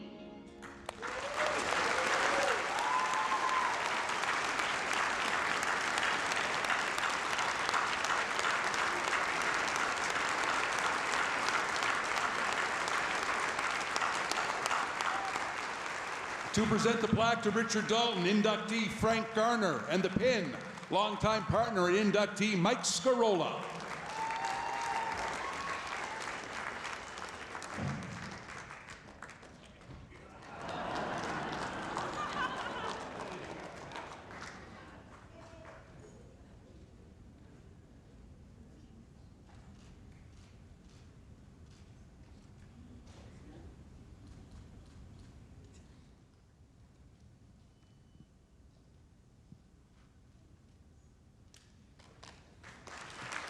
Thank you, Frank, and thank you, Mike. Richard, I find myself wishing I had Mike Scarola's hair. Just fantastic. It costs a lot to have it. Right.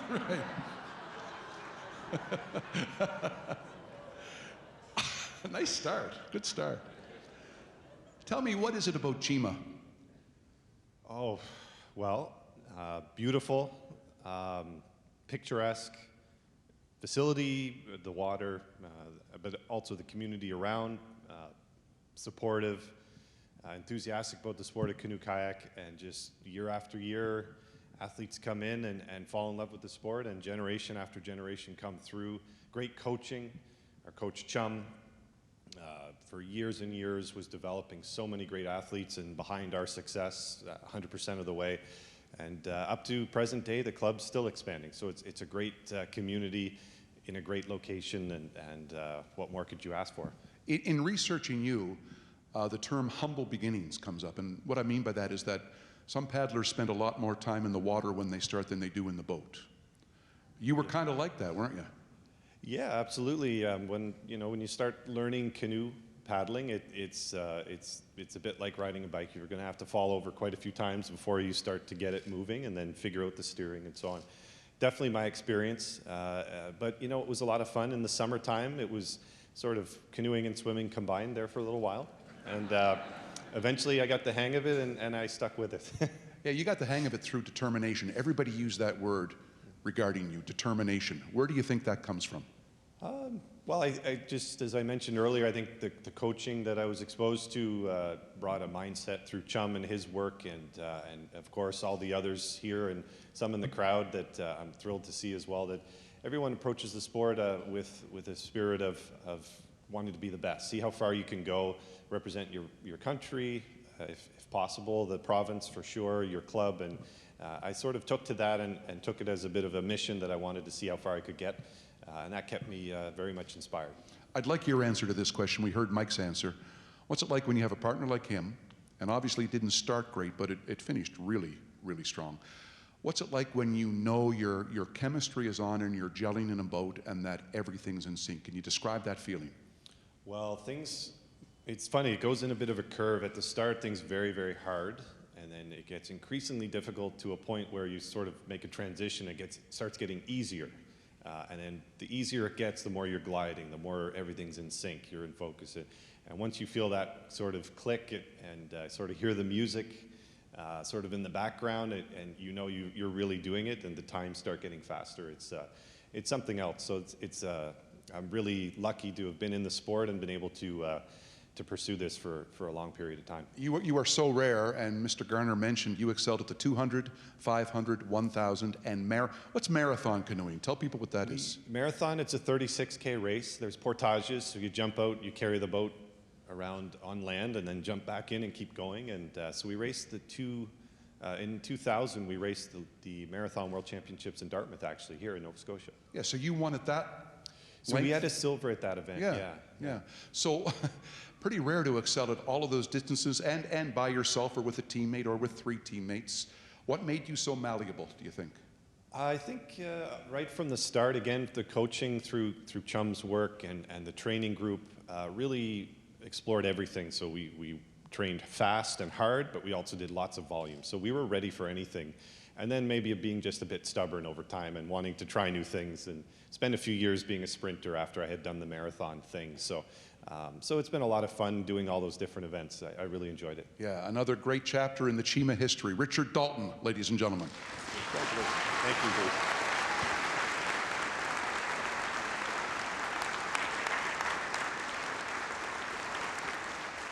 And folks, with that, we're going to take one more 2-minute break.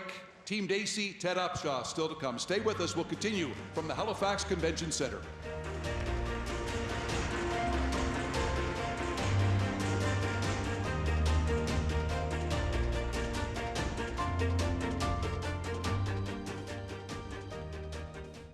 Eastlink Community TV will be having a holiday shoebox parade, and you can participate. First, come up with a fun, original idea for a parade float, and then make your float idea come to life using the shoebox and items you have around your house. When your float is complete, take a video and submit to Eastlink Community TV. And then tell your friends and family to watch for your float to appear on Eastlink Community TV's Holiday Shoebox Parade. I'm the greatest hitter in the world! Strike one. I'm the greatest hitter in the world! Strike two. I'm the greatest hitter in the world! Strike three. Wow. I'm the greatest pitcher in the world! Yes! Optimism. Pass it on. A message from the Foundation for a Better Life. Hi, I'm Bruce Rainnie, CEO of the Nova Scotia Sport Hall of Fame. This year, we were happy to induct 4 athletes, 1 team, and 2 builders into our hall. You can watch an encore presentation of this event on Eastlink 10 and 610. Enjoy an encore of the 2021 Nova Scotia Sport Hall of Fame induction ceremony. Fridays at 10 p.m. until December 17th. Available only to Eastlink customers. Every community has a story to tell, a song to sing, heroes to celebrate, people who need support, and those who are there to help. At Eastlink, we hold community close to our hearts, and we take joy in shining a light on all the places we call home across Canada. That's why, wherever we can help connect our communities and make them a better place, we say, let's make the link.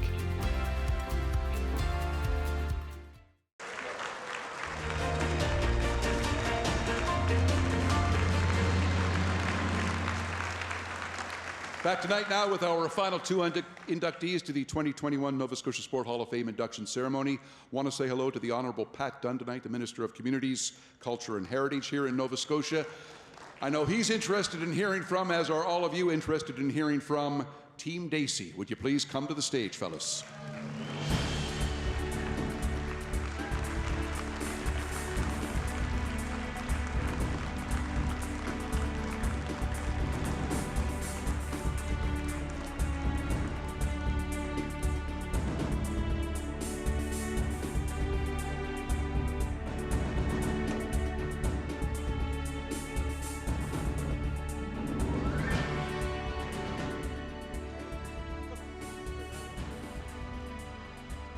So guys, I know you had a really good sort of half-decade run at least, and we could have used video from any of that, but your win at the Brier was so amazing. It's the most amazing last three ends of a Brier in history, so please forgive us, but I'm sure you won't mind watching this again. This is what happened in 2004 when these guys beat the best curling team in the world to win the Brier. The 2004 Brier was essentially over. 8-4 after 7 ends. Three-time defending champion Team Alberta, skipped by Randy Furby, dominating Team Nova Scotia, skipped by Mark Dacey. The drama was gone, so much so that CBC announcer Don Whitman was trying to help sell tickets to next year's event. You think the Brier organizing committee would like to have Randy Furby trying for a 5th consecutive title? Oh, wouldn't that be something? That would certainly help ticket sales. I understand they've already sold about 5,000 week-long packages. What almost everyone overlooked was just how tough Team Nova Scotia was, a toughness embodied by its leader. Basically, Mark is a pit bull. He's tenacious. He is that dog with a bone that is going to get out of my way. I am winning this thing. And in this case, the pit bull got some unexpected help when the world's best team started to show cracks. That isn't what they wanted to do. So 3 on the 8th, and all of a sudden, Nova Scotia is right back in it. 2 ends remaining, and it's a 1-point game. An unexpected 3 for the Blue Nosers on the 8th. After forcing Alberta to 1 point in the 9th, Nova Scotia trailed Alberta by 2, but had last rock advantage in the 10th. The stage was set for the most memorable final end in Brier history. Well, there may have been people on the East Coast after 7 ends who may have been thinking about calling it a night and going to bed at 5 minutes after 11. Ooh, curl up. Those 2 yellow Alberta stones looked innocent, but Mark Dacey had a special skill. To see the magical shots. He almost, I mean, they always say curling's chess on ice, but Mark is thinking five shots ahead all the time, and he's seeing angles that the rest of we mere mortals don't even see. Dacey wanted his third, Bruce Lonis, to throw wide along a frosty path of ice the team was not familiar with. It was not a popular call. Oh my God. Sweepers don't like Rob doesn't like it either. These are hard to sweep because there's frost out here as well, so you're working with line and weight. I didn't like it either, but he wants it. But Lonis threw it perfectly. Hard! Keep back full 8, Mark. It's a good shot. Well, he was guessing, but he comes through with a good shot. And then threw his next one even better. Hard! Whoa! Yeah! Hard! Right up, right up, right up, right up! What a great shot. Good, good. Fantastic. Those are 2 huge shots from Bruce Lonis. That set the stage for some Dacey magic. Lots of rope. Hard! Hard! Great line. Way back! Come on, way back! What a great shot. Great shot for Mark Dacey. With his final stone, David Nedowin had a chance to get his team out of trouble. But on this day, destiny was dancing with Nova Scotia. Nedowin's final stone. Does the dream of 4 remain alive? Wait there! 9! Right! Wide and heavy. Oh, no. The comeback. Draw for 3. Win it right here for Nova Scotia. The biggest shot of Mark Dacey's career. A chance to end the 3-year run of the Randy Furby rank. Easy! Go back, Hunter. Whoa! Whoa! Whoa! 3, yeah! Hard! Is he there? They have to get a piece of the board. 3 brushes working frantically. It looks good. He's got it.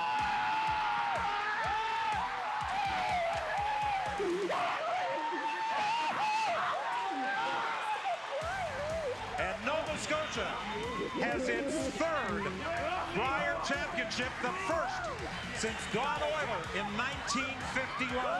The champions from the province of Nova Scotia. It's such a huge deal when Nova Scotia wins something like a Brier or a Scotties title because the sport has been dominated by Western Canada and Ontario forever. And no one gives us the respect. We're not quite Rodney Dangerfield-like, but we definitely don't get the respect that we think we deserve for the quality of curlers that we have. But that respect comes in full force tonight. For skip Mark Dacey, 3rd Bruce Lonis, 2nd Rob Harris, lead Andrew Gibson, 5th Matt Harris, and Coach Peter Corkum, our newest inductees to the Nova Scotia Sport Hall of Fame.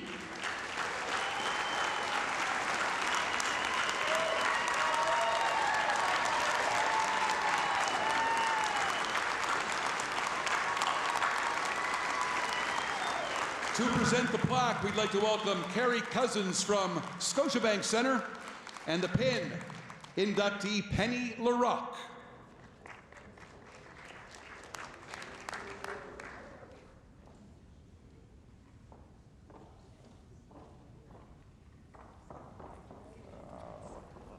Thanks, Gary.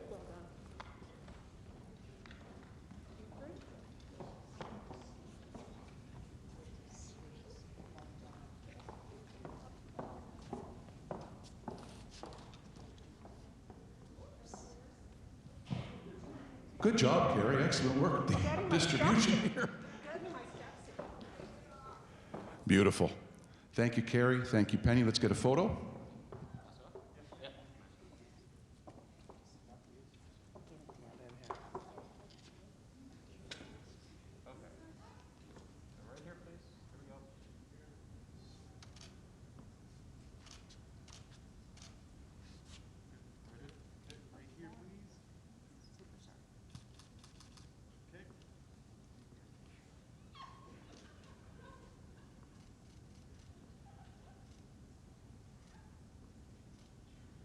Beautiful. Thank you, Penny. Thank you, Carrie. Guys, you want to, I guess we should put the masks back on. I would think if we're sharing a microphone, let's do that, and we'll share and talk, okay? Now, let's start with you, Matt, okay? Yeah. Absolutely. Seriously. Yeah. Listen, a cool part of this story is, I think it was after the 7th end, and your skip was kind of ticked off with himself and with his lot in life and the fact that you guys were trailing. And you met him, I think, near the ice and said something to him. You recall the gist of the conversation? Yeah, well, just before that, I have to tell you that the alternate for Alberta had turned to me after Mark missed his shot in 7 to go down by 4, Dan Hallowaychuk, and invited me to their victory party and asked me to pass it on to the rest of the team. And I quickly looked at him and I said, okay, Dan, but what if we win? And he stuttered a bit. He said, well, of course you get our room. So I got us a room right there. Well played. Mark was coming down the ice, and hey, you know, look, Mark's been one of my best friends in the world, was then, is now, and I can read him pretty well. And he was coming down the ice, and he was rehearsing, in my view, he was rehearsing what he was going to say after the game as to why we had lost twice in a row to Team Furby. And I sort of said, okay, this is a moment to stand up. And I got up behind the boards and said, get over here. And he gave me the scowl of a lifetime. And he came over, and I'm going to remove the expletives from yes, what I had said. But yeah. I said, get your something head back into this game because strange things happen in Brier finals. And I knew one of 2 things was going to happen because he had a broom in his hand. So that could happen. Or it was going to click. And he just looked at me, and he went, boom, he got it. And clicked back into motion, and you know what? 24 absolutely perfect rocks later, the biggest comeback in curling history was complete. That's right, that's right. How about you, Mark, for a second? Mark, I've had the And it's a privilege to work in a curling TV booth. And I've done games like the way yours was going, and they're in our ear, the producer saying, do you have any stories to fill time, because the game's basically over. And you could hear Whitman talking about Randy Ferbey next year in Edmonton going for 5 and trying to sell tickets. Talk about what did click for you after that conversation. Yeah, it was, it was an amazing day, because in the morning I had gone across the street for breakfast. We were staying at the Sheraton Hotel, and we went to the Besborough Hotel, which was a landmark spot in Saskatoon, this castle-like hotel. And I was with my wife Heather and my son Ty, who was 4 months old, and Ty was in his stroller, and Ty was typically a baby who cried a lot and woke up a lot and was made a lot of noise. But at this moment in breakfast, he was sitting in a stroller, and he was looking up at this ceiling fan, and I was sitting there, and I looked at Ty, and I just had, he looked so peaceful. And this was the morning of the Brier final for the second year in a row, and it was in Saskatoon, and we were the home team here in Halifax in 03. We're the home team, kind of the home team in 04 again. And I had this really peaceful feeling that this was meant to happen. This day was meant to happen. This was all pre-written ahead of time. And I said to Heather at that moment, I said, this feels like destiny. Like, I just feel so calm. I should feel nervous, but I don't. And then when the 7th end hit and I missed a shot to go down 4, I thought, this isn't the destiny I was thinking of. I recall thinking that exact thing. Added a couple of expletives. Matt came down and met me at mid-ice there, and I was pretty upset at the time, and I was rehearsing in my mind, because they're going to ask me, you've lost the Brier final 2 years in a row, what do you have to say? And I was rehearsing my answers, absolutely. He was reading me like a book. And when Matt said those words, his exact words that I remember were, strange things happen in Brier finals, it made me think about Kerry Burtnick in 81, who was down, I think 3 and came back and won. They were just kids. And it made me think about Al Hackner in 1985. He made an incredible double in the 10th end to force an extra end and stole in the extra end. Pat Ryan got 3 in the 10th end in 88 when Eugene Ritzik hogged his last rock. And I'd watched all these, and they all replayed in my brain at that moment, and thought, you know what, he's right. The Brier final has a way of making strange things happen. So at that point I said, okay, I'm going to check back in. They won the game, but I'm going to stop. I'm not going to hand any more points on a silver platter, make them earn it the rest of the way. And then they didn't earn it, and we were there to capture the victory because of that. Andrew, you were pretty young at the time. You were the kid on the team. What kind of whirlwind was it those last 3 ends? Oh my. Yeah, it seems like a blur so long ago. So I've had the opportunity to watch it back a few times since then, more recently, knowing this was happening, and wanted to refresh my memory. But one of the things that stood out in my mind, I was trying to think about what made that team so successful, was and I know this group, and I think you've been privy to some of the stories and the uniqueness of the entire year, was one of the things that made this team so successful was that the chemistry on ice was so dynamic. It was no one person wanted to play any different position and had complete belief and trust in that other position or the other player playing that position. So when we got down to those last 3 ends, you can watch it, the execution, whether it was the sweeping, a shot making, in particular the last end, every shot was made, the sweeping was perfect, and I knew Mark was making that shot. Rob and I sweeping it, we're not messing that up. Mark was making it. The advice from Fifth and coach was perfect. And I think that's what made that team so special. Could we have it passed to Rob just for a second as well? Rob, we should mention Bruce Lonis, who isn't with us tonight, a phenomenal rock thrower and shot maker who was incredible in that game. You were pretty vocal on the ice, and you didn't like Dacey's call. You could hear yourself say, oh my God. But it worked out okay. Give us your reflection and the team dynamic as all of that was taking place. Yeah, like this team is, there's so many stories, of course, with all teams, and I think Andy spoke very well, really about what it was all about. But our team really played mad. always played mad. We found a way to play mad, and that's when we typically played our best. And I don't mean that in a really bad way. It just brought the seriousness. It brought the focus out for us. You know, what you don't see is that there's hundreds and hundreds of hours of communication amongst team members. So if you see one TV shot that shows it looks like people are bickering, we're actually not. We're brothers out there working together for a common goal. And, you know, I love all Mark's shots, you know, and we try and talk them through. So I know what you're talking about, the situation. It was, you know, I want to turn the talk to at the end of that Brier final. We had an opportunity with 3 stones left to place a stone somewhere, to have an opportunity to rise to the goal that we had for the year, which was to win the Brier. And it was actually, it kind of snuck up on us because we're stubborn, play mad type of guys, and we made every shot, and then all of a sudden there was an opportunity.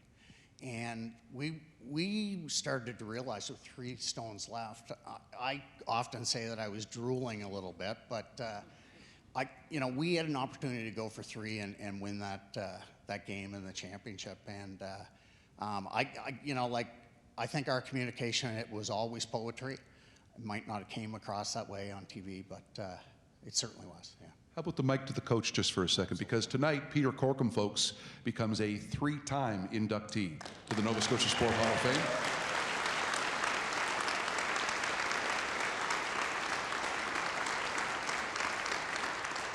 Coach, what were these guys like to work with? Give us your appraisal. This would take a couple hours to explain it, but they were fun. The thing that I remember most about this final game was at the 5th end break, it was tie 4-all, and Mark got up after I had a little speech to them and said, boys, I want you to know this. I'm not curling too well, but if you'll give me a shot to win the Brier, I'll win the Brier for you. So I was pretty at ease when he came up to throw that last shot to the pin and win the Brier. You know what? Only 3 Nova Scotia teams have won the Brier. You guys became the first since '51, so it was an awfully long time. Congratulations to you. Well earned. It's so fun to look back on the memories. The most exciting curling I think any of us ever saw, and it meant so much for all of us in Nova Scotia. Team Dacey, ladies and gentlemen.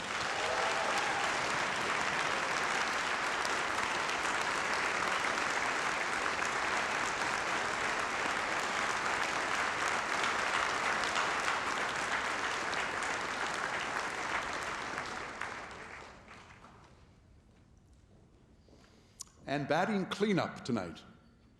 Can we have Ted Upshaw come to the stage?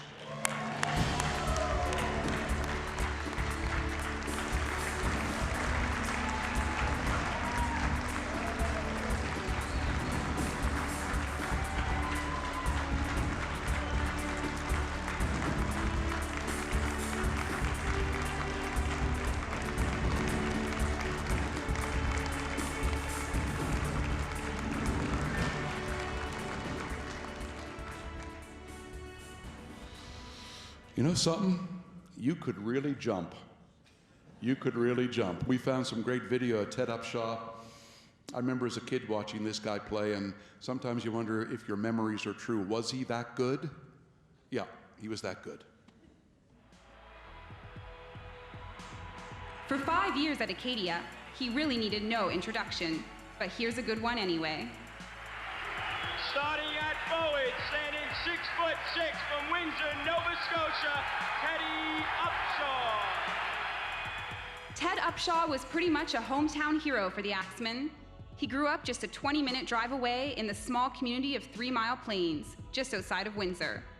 From an early age, he had all the makings of a basketball star. 22 is a local hero. Upshaw played a great game last night. 42 is Mike Hazard. Upshaw off the rim, gets his rebound, hits the first hoop of the game. He could run the court. He was physically extremely well conditioned, that he could play all night long. He could, as the expression goes, jump out of the gym, and he had a feel for the game.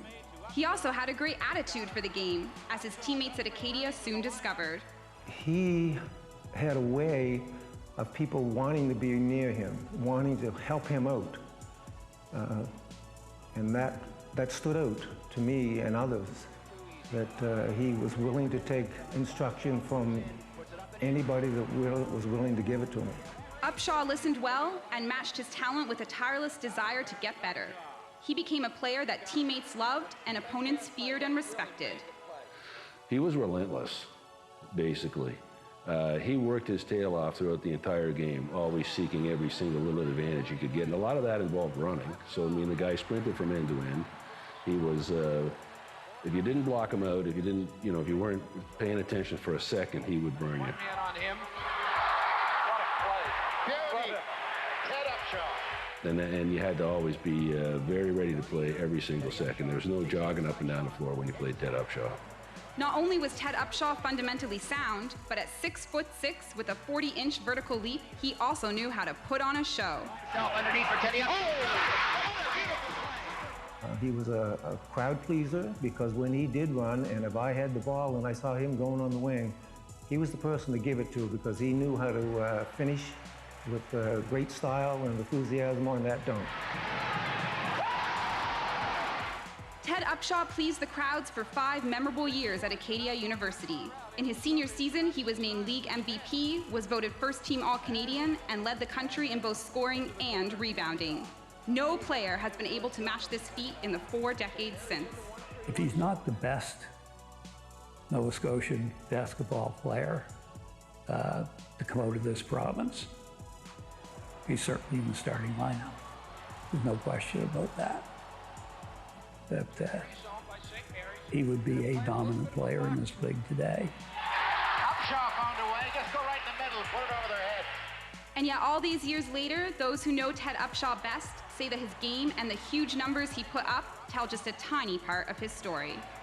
Ted Upshaw never did anything that I could think of as being untowards, towards the game or towards an opponent or anybody really. He just shut his mouth, worked really, really hard, and respected the game totally and his opponents. He knew how to listen to people. He knew how to talk to people. He knew how to respect people.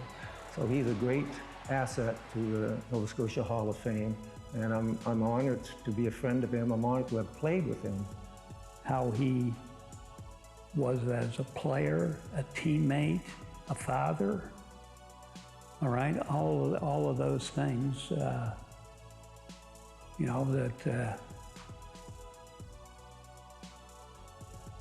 You like him a lot. I think I probably love him a lot as a person. Ted Upshaw of 3 Mile Plains, our newest inductee to the Nova Scotia Sport Hall of Fame.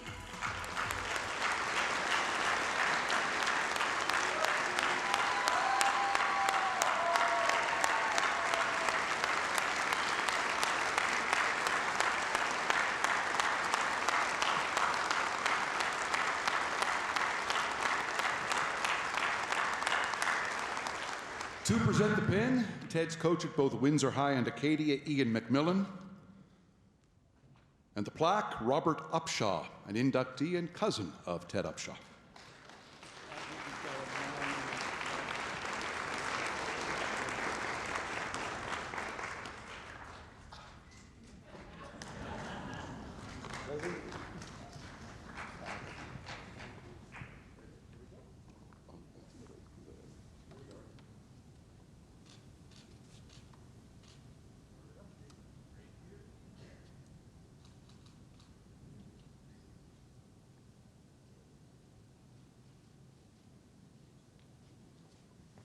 Thank you, Ian. Thank you, Robert.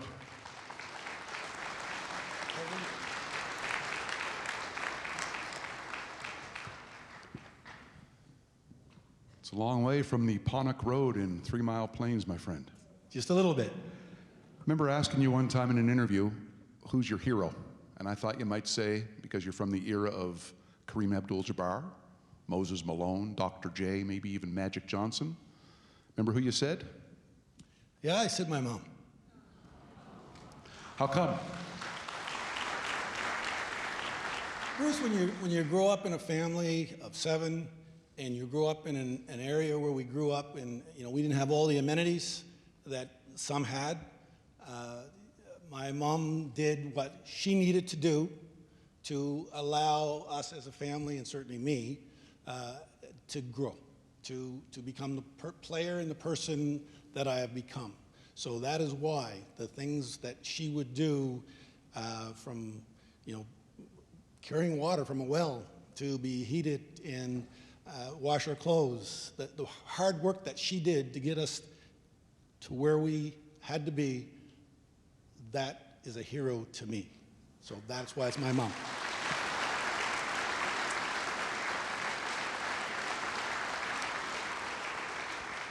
You know who's here tonight? Brian Heaney. He was coaching St. Mary's when you were coming out of Windsor, and he almost had you, didn't he? Almost. Brian, I know you're here because you came and congratulated me on the way in, and yes, you almost had me. Brian came to my home on Punnig Road and presented as he was recruiting, and I actually said to Coach Haney that I would come. And if my memory is proper, a dozen long stem roses got delivered to my mom's house.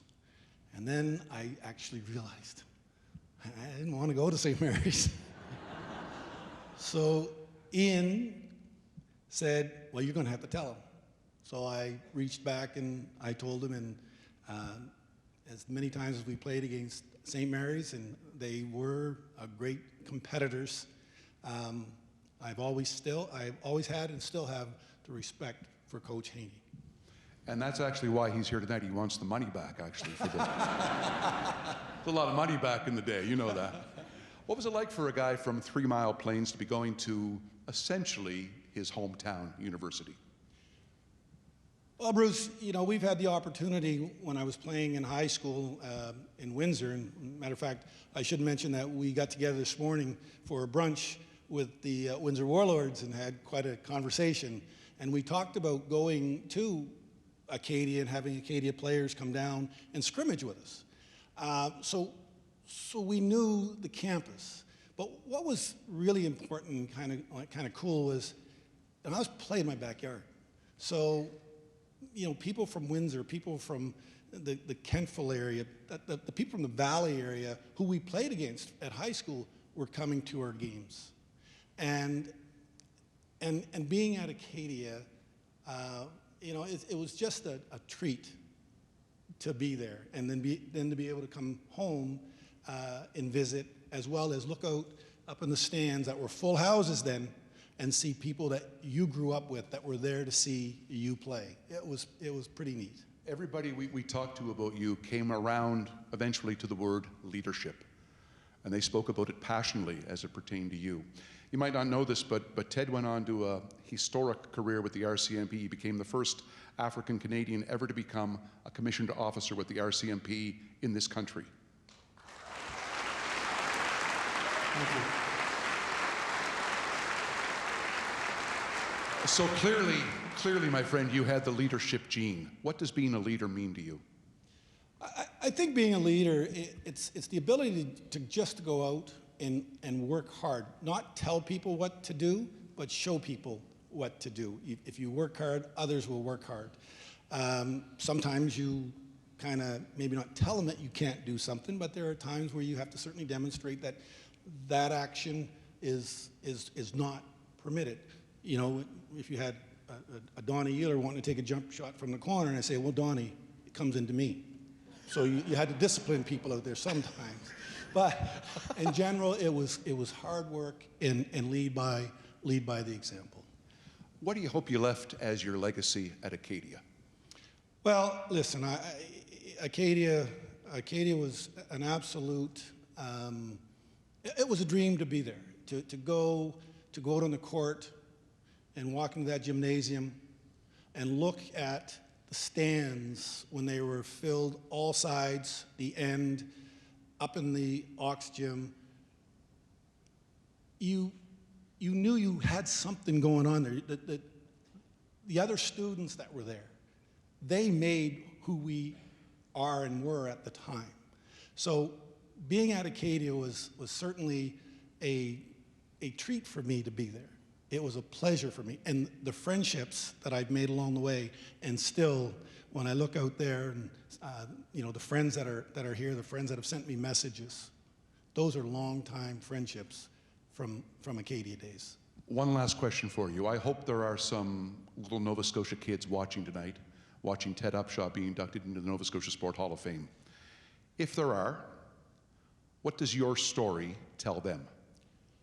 Bruce, what I would say and have said over my many years talking to young people, I believe, and not to sound cliche, but I believe that with hard work, with the coaches behind you, with your friends and your family behind you, and dedication and patience, I think that anybody can get to, you may have some hills to go up and some valleys to go under or through, but with the right attitude and hard work, then any one of those kids will hopefully stand up here one day and become a member of the Nova Scotia Sport Hall of Fame.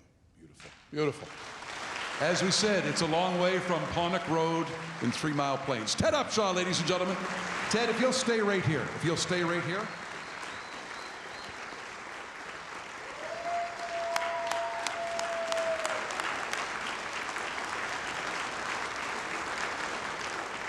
Folks, I certainly hope you've enjoyed the night. It is great to be back in front of a group of supporters of the Nova Scotia Sport Hall of Fame. Thank you so much for your time and your enthusiasm. We love you. We'll see you again next year. For all of the inductees, please come back on stage. Join Ted for a bunch of great group photos. Drive carefully. Have a good night. Thanks to everybody, and we'll see you soon.